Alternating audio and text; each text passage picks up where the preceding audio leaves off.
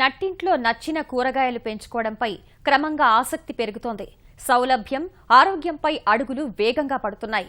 విశాఖలో కాలుష్యం తగ్గించడం, పచ్చటి పరిసరాల కోసం శాస్త్రవేత్తలు, స్వచ్ఛంద సంస్థలు, విద్యార్థుల కృషి ప్రశంసలు అందుకుంటోంది. ప్రకృతి విపత్తులు, పరిసరాల అపరిశుభ్రతతో నగరాలు నరకప్రాయంగా మారుతున్నాయి. ఎక్కడ చూసినా వ్యర్థాలు దర్శనమిస్తున్నాయి. ఇరుకైన ఇంటి ఆవరణల్లో పచ్చదనం కరువైపోతోంది. ఇలాంటి పరిస్థితుల్లో నగరవాసులను ఆలోచింపచేస్తున్నారు పలువురు శాస్త్రవేత్తలు, స్వచ్ఛంద సంస్థల ప్రతినిధులు, విద్యార్థులు.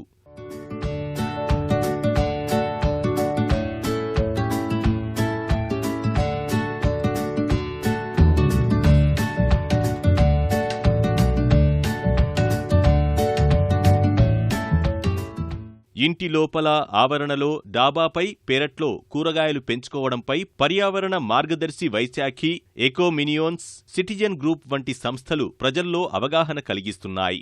కూరగాయలు, వంట నుంచి వచ్చే వ్యర్థాలను ఎరువుగా మార్చుకోవడంలో శాస్త్రీయ పద్ధతులను నేర్పిస్తున్నారు.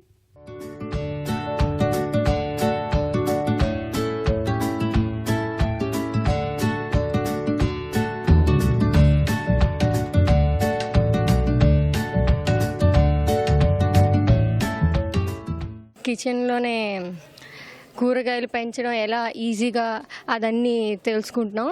దీన్ని ఇంకా ఫర్దర్గా ఎలా డెవలప్ చేయాలి, ఇంకా పబ్లిక్లో ఎలా ఇంప్లిమెంట్ చేయాలి అనేది తెలుసుకొని మా మా మా ఆర్గనైజేషన్ అంతా దాన్ని ఇంకా సక్సెస్ఫుల్గా రన్ చేస్తాం.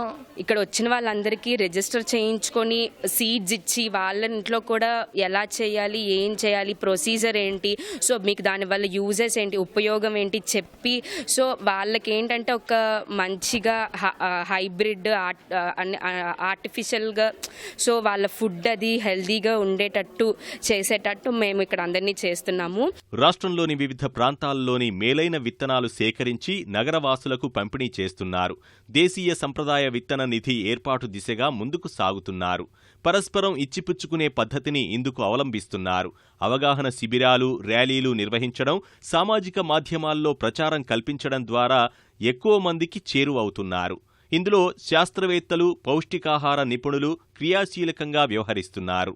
తెగుళ్ళు మందులు వాడకుండా పండించే కూరగాయల వలన మన ఆరోగ్యానికి పరిరక్షణ అవుతుంది.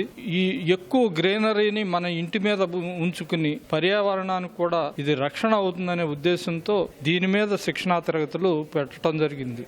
ఈ ఫేస్బుక్ గ్రూప్స్ ద్వారా మేము వాళ్ళకి శిక్షణ ఇవ్వడం అవుతుంది.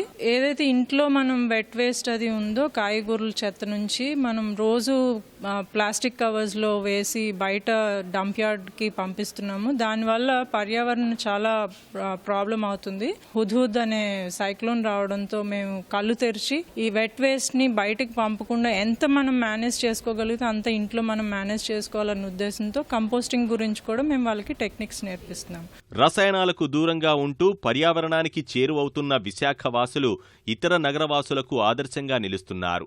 స్థలాభావం, సమయాభావం సమస్యగా మారిన వేళ విశాఖ ప్రజలు చూపుతున్న పరిష్కారం ఉత్తమమైందిగా మన్ననలు అందుకుంటోంది.